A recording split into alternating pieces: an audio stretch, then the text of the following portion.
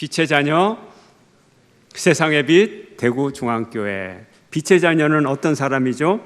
착한 행실로 세상을 밝게 비추는 존재입니다. 오늘은 하나님이 우리의 삶 속에서 정말로 살아계시는가 하는 제목으로 은혜를 나누도록 하겠습니다. 오늘 본문의 주인공 야곱을 보면 형 에서의 축복을 가로채고 분노한 형의 살인 의도를 피하기 위하여 도망을 칩니다. 야곱은 두려움에 도망을 치고 하란에 있는 외삼촌 라반의 집으로 도피를 하게 됩니다. 하란 근처까지 가기는 했는데 하란에 간들 그 큰 도시에서 외삼촌 라반을 찾을 수가 있겠는가? 서울 가서 김서방 어디 있어? 하는 것과 같은 참 암담하고 답답한 형편입니다. 하란에 가기 전에 하란에 가까운 들판에서 이제 시간을 보내게 되어서 우물가에서 물을 마시게 됩니다. 마침 우물가에 목자들이 물을 양에게 먹이기 위하여 다가왔습니다. 그들에게 물었습니다. 당신들은 어디서 옵니까? 하란에서 옵니다. 그래서 또 물었어요. 혹시 나홀의 손자 라반이라는 분을 아십니까? 알다고요. 마침 그렇게 연결이 되는 거예요. 그런데요, 잠깐만 있으면 그 라반의 딸이 양떼를 몰고 이곳으로 올 것입니다. 이렇게 야곱은 극적으로 라헬을 만납니다. 라헬은 라반의 딸이고 또 이제 야곱은 라헬을 본 순간 첫눈에 반하게 되었습니다. 이제 라반의 집에 가서 조카와 외삼촌은 첫 대면을 하게 됩니다. 그리고 한 달을 라반은 야곱을 데리고 있습니다. 이런저런 일을 시켜보고 말도 걸어보고 보니 꽤 유능하고 똑똑한 그런 조카였습니다. 이 아이를 데리고 있어도 되겠다 이런 생각을 합니다. 한 달 후에 이제 외삼촌과 조카는 임금 협상을 합니다. 네가 우리 집에 있어서 일을 해주면 좋겠는데 임금을 얼마 받으면 좋겠느냐. 이때 야곱의 입에서 전혀 뜻밖의 이야기가 들립니다. 외삼촌, 내가 이 둘째 딸 라헬을 사랑하는데 내가 7년을 일할 테니까 그 7년의 임금을 몽땅 결혼 지참금으로 이 외삼촌에게 다 줄 테니까 라헬만 나에게 주면 돼요. 이거 웬일입니까? 라반은 유능한 일꾼을 얻었고 또 이 사위를 얻었고 더군다나 7년 동안에 임금을 지불하지 않게 되는 또 듬뿍 결혼 지참금을 얻게 되었습니다. 그렇게 계약이 성사가 되었어요. 이제 오늘 본문은 그 7년이 지나고 이제 기다리던 결혼식이 되었고 이제 그날 저녁 신방을 차리는 장면인 것입니다. 결혼잔치가 끝나고 야곱이 신방을 차렸는데 외삼촌은 밤에 큰딸 레아를 그 방에 들여보냈어요. 작은 딸 라헬을 들여보내지를 않았어요. 큰딸이 시집을 안 갔는데 작은 딸이 시집을 가는 그런 일은 없어. 그런데 말이지, 내가 제안을 하나 하지. 7일만 참으면 둘째 딸은 미리 줄게. 그러나 또 7년을 네가 일해서 결혼 지참금을 갚아야 돼. 이렇게 말을 했어요. 이제 야곱은 다시 일을 시작했습니다. 7년이 지났어요. 그리고 또다시 6년을 더 일을 했습니다. 총 20년을 일을 했는데 야곱은 돈을 한 푼도 모으지 못했습니다. 사업주 외삼촌 라반이 이런저런 핑계로 임금 계약을 10번이나 바꾸고 야곱을 철저히 착취했기 때문에 그런 것이었습니다. 그러는 사이에 야곱의 가정은 갈등이 점점 더 심각해졌습니다. 레아와 라헬, 종으로 따라온 실바와 빌하, 이렇게 4명의 아내와 야곱 사이에 또 그 아들들 사이에 서로 괴롭히고 경쟁과 갈등 관계가 끊이지를 않았던 것입니다. 야곱은 아내들의 입장을 헤아리는 그런 섬세한 남편이 아니었습니다. 초지일관 라헬에 대한 사랑의 집착을 강하게 나타냈습니다. 다른 세 아내들은 다 소외가 되었습니다. 특별히 큰 언니 레아는 큰 소외의 상실감을 갖게 되었던 것입니다. 그런데 문제가 생겼습니다. 라헬의 결정적인 문제는 자식을 낳지 못하는 것이었습니다. 그러나 하나님은 이 라헬 외에 다른 세 여자에게는 풍성한 생산력을 선물로 주었습니다. 레아는 아들을 6명을 낳았는데 그래도 남편의 관심을 끌지 못하는 괴로운 시간을 보내게 되었습니다. 그리고 수많은 괴로움의 날들을 보낸 끝에 하나님은 가장 나중에 라헬에게 아들 둘을 주었습니다. 야곱의 12명의 아들의 이름을 보면 이 갈등 관계가 고스란히 들어 있습니다. 레아의 첫 아들은 루벤 그러면 루우 그러면 let's see 보라 이런 뜻이에요. 벤 그러면 son 아들 이런 뜻이에요. 아들을 보라. 아들을 봐서 뭘 하겠다는 거예요.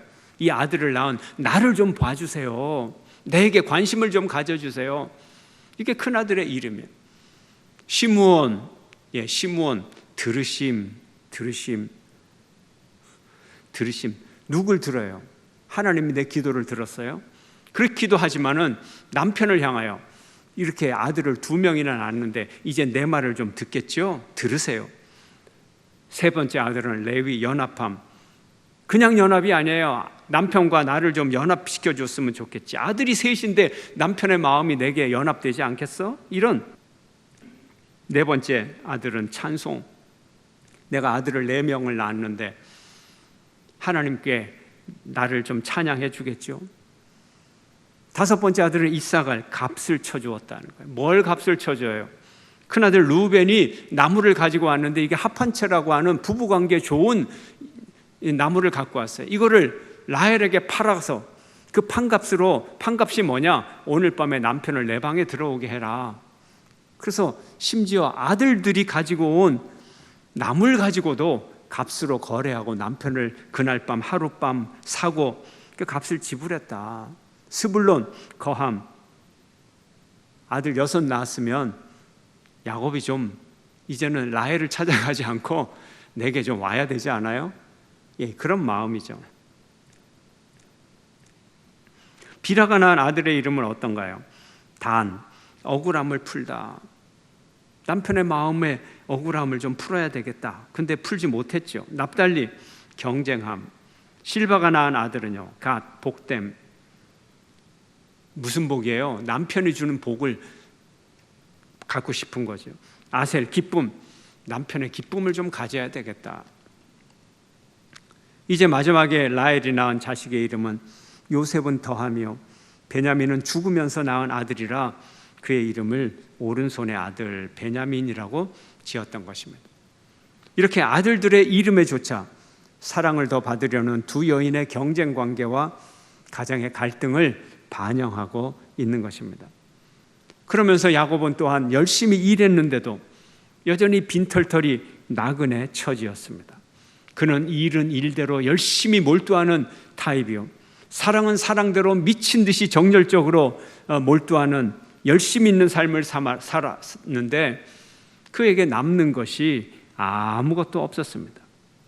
남을 속이고 머리 굴리는 것은 누구보다도 잘하는 그가 어리숙한 형 에서는 속였는데 자기보다 단수가 훨씬 높은 외삼촌 라반은 이길 방도가 없었던 것입니다.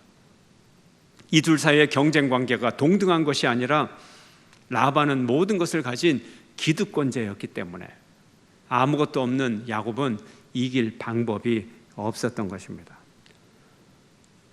야곱은 도망자의 길에서 하나님을 만났어요. 베델에서 하나님을 만나고 20년 동안 하나님을 만나지 못했습니다. 왜요? 하루하루의 살이가 너무 힘들고 버겁고 정신없이 사느라, 처절하고 치열한 현실을 살아가느라 제대로 된 제단을 한번 만들지 못하고 하나님께 희생제물 한번 드리지 못하는 그런 삶을 살았던 것입니다. 하나님은 하나님대로 그에게 한 번도 나타나지 않았습니다. 그러면 하나님의 약속은 무엇입니까? 우리가 이런 질문을 던지게 됩니다. 이 가정에 하나님은 정말 살아계시는가? 이 가정이 정말 믿음의 가정의 후손인가? 야곱의 인생에서 하나님은 정말로 살아계시는가? 존재에 대한 질문이 아니에요. 하나님은 존재하고 계세요. 살아 계세요. 문제는 오늘 나의 삶 가운데 임재하고 계시고 역사하고 계시는가? 이런 질문인 것입니다. 과거가 아니고, 과거에는 하나님이 나타나셨죠. 인생의 결정적인 순간에 내게 은혜를 베풀어 주셨죠. 그러나 그런 20년 전의 과거가 아닌 바로 오늘 나의 매일의 삶 가운데 하나님은 어떤 연관성이 있는가 하는 거예요. 어떤 연관성이 있는가? 야곱의 모습을 보면 하나님과 아무 상관없이 그저 세상의 삶을 고군분투하며 살아가는 현실인의 모습이 거기에 그대로 보여지는 거예요. 정말로 하나님의 약속은 이루어지는 것인가? 그 약속은 어떻게 이루어지나? 언제 이루어질 것인가? 누구를 통하여 이루어질 것인가? 하나님의 뜻이 이루어진다는 것, 이것은 구체적인 사건 속에서 이루어지는 것입니다. 눈에 보이는 진행되는 사건 속에 하나님의 뜻이 진행이 돼야 되는 거예요. 하나님은 어떻게 내 삶을 인도하시는가? 우리의 질문이에요. 하나님은 대한민국과 이 지구상의 인류사의 역사를 어떻게 인도하시는가? 이것이 우리의 질문인 것입니다. 이 질문을 우리는 섭리라고 하는 한 단어로 표현할 수가 있습니다. 섭리, 한자말로 끌어당길 섭, 다스릴 리. 사전을 찾아보면 자연계를 지배하고 있는 원리다. 세상의 모든 것을 다스리는 하나님의 의지 또는 은혜다. 이렇게 표현되어 있습니다. 섭리는 하나님께서 작정하신 구원의 목적을 달성하기 위하여 모든 것을 다스리는 하나님의 구체적인 행위, 계속되는 활동, 이것을 말하는 거예요. 섭리는 라틴어로 하면 프로비덴스라 그래요. 프로비덴스. 프로, 앞을. 비데오, 본다 하는 거예요. 하나님의 섭리는 앞을 보는 거예요. 앞쪽을 미리 보다, 예견하다, 예측하다, 예감하다, 미리 알다. 현재 일 속에서, 현재라고 하는 시간 속에서 하나님은 미래에 어디를 보나요? 하나님은 미래에 무엇을 바라보나요? 그것이 역사의 방향이고, 그것이 역사의 목적이고, 그것이 역사의 과정인 것입니다. 현재의 사건은 하나님이 어디로 현재의 사건을 이끌어 가시는가? 현재 내가 서 있는 위치는 하나님의 구속사에서 어디를 차지하고 있는가? 어떤 의미를 갖고 있고 어떤 위치를 차지하고 있는가? 이것이 하나님을 향한 질문인 것입니다. 오늘 교육자들이 이 자리에 있지만 여러분의 사역은 여러분의 인생 가운데서 하나님이 섭리해 가시는 어떤 위치에 서 있습니까? 어떤 단계에 서 있어요? 어디를 향해 서 있어요? 하나님은 어디를 바라보고 어디로 가야 됩니까? 여러분은 아브라함에게 하나님은 엄청난 약속을 하셨어요. 땅과 후손의 약속을 하셨어요. 이삭이라고 한 세대가 지나옵니다. 그런데 아브라함은 약속의 자녀 한 명을 낳았고 이삭 역시 에서와 야곱 쌍둥이를 낳았지만 약속의 자녀는 여전히 한 명. 여전히 한 명. 아브라함의 약속이 지나온 지 100년이 지났는데도 자손의 약속은 여전히 한 명이었던 것입니다. 그나마 가정의 편애와 탐욕과 분노와 방임과 이런 것들이 만들어낸 가족 갈등으로 야곱은 약속의 땅을 도망치게 됩니다. 약속의 땅을 벗어나 버렸어요. 약속으로부터 더 멀어진 듯 했습니다. 인간들의 사건, 인간이 주도하는 사건으로 말미암아 야곱은 도망을 치고 베델에서 하나님을 만나는 경험을 하고 하나님이 계시는 증명을 하였고 약속을 다시 한번 들었습니다. 그리고 라반을 만나고 가정을 이루고 여자들 사이에 치열한 다툼과 여전히 변하지 않는 야곱의 탐욕과 그의 성격, 집착적인 성격, 여인들의 집요한 사랑 다툼, 부모로부터 배운 편애, 레아, 비라, 시라, 실바, 라헬의 여인들의 잠 못 이루는 고민의 밤들, 질투와 분노와 사랑 싸움. 야곱이 골고루 사랑해 주었다면 야곱이 이해심 많은 남편이었다면 이 모든 일들이 진정되었을 텐데 그의 집요한 편애 때문에 갈등은 그치지 않았던 것입니다. 또한 끝없는 라반의 착취, 속임수, 배반, 차별 대우, 온갖 인생사의 시련이 야곱에게 떠나지 않았던 것입니다. 과연 이런 삶 가운데도 하나님의 뜻이 있습니까? 아무리 사업을 해도 사업은 안 되고 가정에 문제가 있고 교회의 직분을 받았다고 한들 여기에 무슨 하나님의 뜻이 어떻게 이루어질까요? 여기에 과연 하나님의 섭리가 있는가? 예스냐 노냐? 하나님의 섭리는 있다. 예, 예스가 답인 것입니다. 이런 고난의 시간에, 이런 갈등의 시간에도 12명의 아들은 태어났고 12명은 그 아들은 이스라엘의 12지파의 우두머리, 12지파의 기초요, 역사의 기둥이요, 역사의 과정이 되었던 것입니다. 역사의 줄기가 되었던 것입니다. 이 모든 것이 하나님의 구원의 스토리 속의 일부가 되어 어느 하나 없이는 하나님의 구원의 스토리가 전개되지 않는 필수 요소가 되었던 것입니다. 아브라함의 약속을 이어가서 이삭의 노화와 편애와 우유부단함과 실수, 리브가의 편애와 음모, 에서의 어리석음과 분노와 살이, 야곱의 탐욕과 사기와 도망과 집착, 라반의 사기와 탐욕, 철면피적인 행동, 이기심, 뻔뻔함, 야곱의 주술과 탈출, 요셉의 아버지의 편애, 질투, 노예로 팔려감, 누명을 씀, 감옥살이, 애굽의 이주와 자손의 번창, 노예 핍박, 그리고 핍박으로 인하여 이스라엘 민족은 출애굽을 하게 되고 그리고 출애굽에 이어 가나안 정복 전쟁을 치르게 되는 것입니다.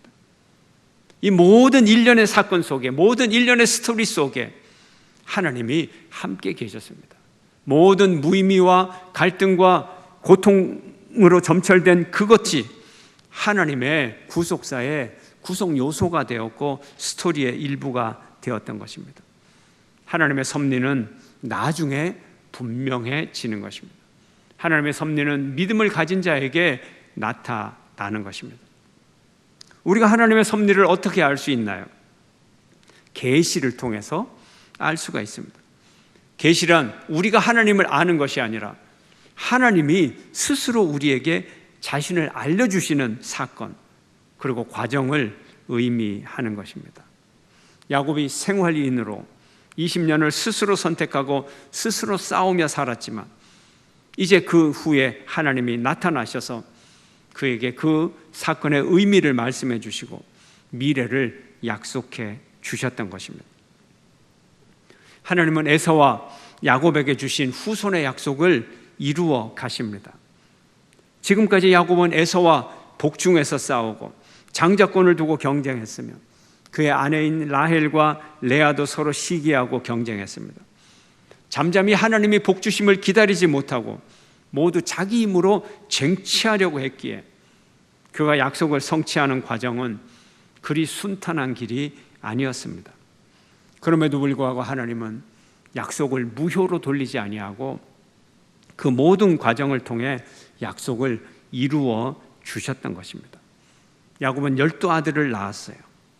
남편의 사랑을 얻으려고 하는 두 아내의 인간적인 경쟁심의 결과처럼 보이지만 하나님은 그 가정을 떠나지 아니하시고 그 배후에서 아브라함과 이삭에게 약속하셨던 그 언약의 계승자로서 그 가정을 지켜주셨던 것입니다. 오늘날의 세상을 보십시오. 과연 하나님이 살아계십니까? 이 세상에서 하나님의 뜻은 이루어지고 있는가? 우리는 하나님 나라를 위해서 어디로 가야 되는가?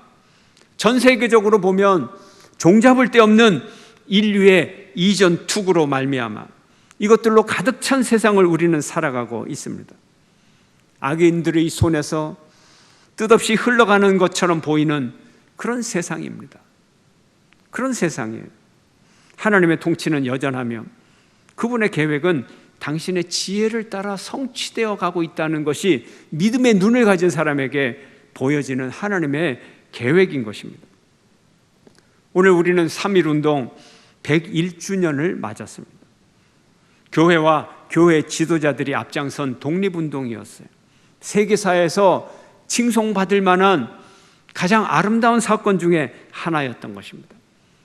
그러나 민족 독립은 당장 이루어지지 않았습니다. 하나님의 적당한 시간에, 적당한 때에 하나님은 응답을 해 주셨던 것입니다. 현재 코로나19 사태로, 바이러스의 빠른 전파로 인해 한국 사회와 전 세계가 큰 고통을 받고 있습니다. 우리는 코로나19 사태 때 하나님이 함께 하시나 질문할 수가 있습니다. 하나님은 여전히 당신의 뜻을 이루어 가십니다. 우리에게 교훈을 주실 것입니다. 그러나 아직 하나님의 명확한 계시의 때가 아니기에 우리가 모르는 것이지, 하나님은 언젠가 당신의 계시의 때에 정확한 하나님의 뜻을 우리에게 알려주시게 될 것입니다. 신앙생활에 있어서 공예배의 중요성이 아무리 강조해도 부족함이 없고 지나치지 않습니다. 우리가 구체적인 시간에, 구체적인 장소에 한 공동체를 이루어 유일하시고 참되신 삼위일체 하나님을 경배하는 것, 이것은 공동체의 소명이요, 공동체가 살아가는 생명의 젖줄인 것입니다. 성도는 질병 또는 감염의 이유로 다양한 상황 속에서 모여 예배드리는 것을 더 사모해야 되고, 또 예배에 참여하지 못하더라도 이를 안타깝게 여겨야 되는 것입니다. AD 165년에서 180년 로마 황제 마르쿠스 아우렐리우스 안토니우스가 통치하는 기간에 로마에 천연두가 돌았습니다. 역병이 전염되었습니다. 15년 동안 이 질병으로 인해 로마 인구가 3분의 1이 감소를 했습니다. 황제조차 이 적병이 끝나가는 시점 180년에 게르만 토벌 중에 천연두에 걸려 사망하고 말았습니다. 그래서 마르쿠스 아우렐리우스 안토니우스 풀네임의 마지막 이름을 따서 이 병의 이름을 오늘날에는 안토니우스 역병이다, 이렇게 부릅니다. 이렇게 무시무시한 역병이 돌 때 초대교회 성도들은 무엇을 했을까요? 길바닥에 너부러져 있는 장례조차 치르지 못하는 그런 비참한 상황 속에서 그들의 장례를 도와주며 하나님의 위로와 종말의 신앙, 종말의 메시지를 전파를 했던 것입니다. 바울 사도는 우리에게 말합니다. 함께 읽을까요? 갈라디아서 6장 9절 시작. 우리가 선을 행하되 낙심하지 말지니 포기하지 아니하면 때가 이름에 거두리라. 아멘. 로마서 8장 28절 함께 읽습니다. 시작. 우리가 알거니와 하나님을 사랑하는 자 곧 그의 뜻대로 부르심을 입은 자들에게는 모든 것이 합력하여 선을 이루느니라. 아멘.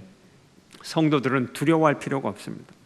어떤 상황에서도 하나님이 우리를 지키실 것이라는 약속을 우리는 주님으로부터 받았기 때문입니다. 우리는 선을 그치지 말아야 하며 모든 것을 합력하여 선을 이루는 하나님을 믿어야 될 것입니다. 성도 여러분 모두가 하나님의 섭리 안에서 승리하는 여러분이 되시기를 주의 이름으로 축원합니다. 아멘.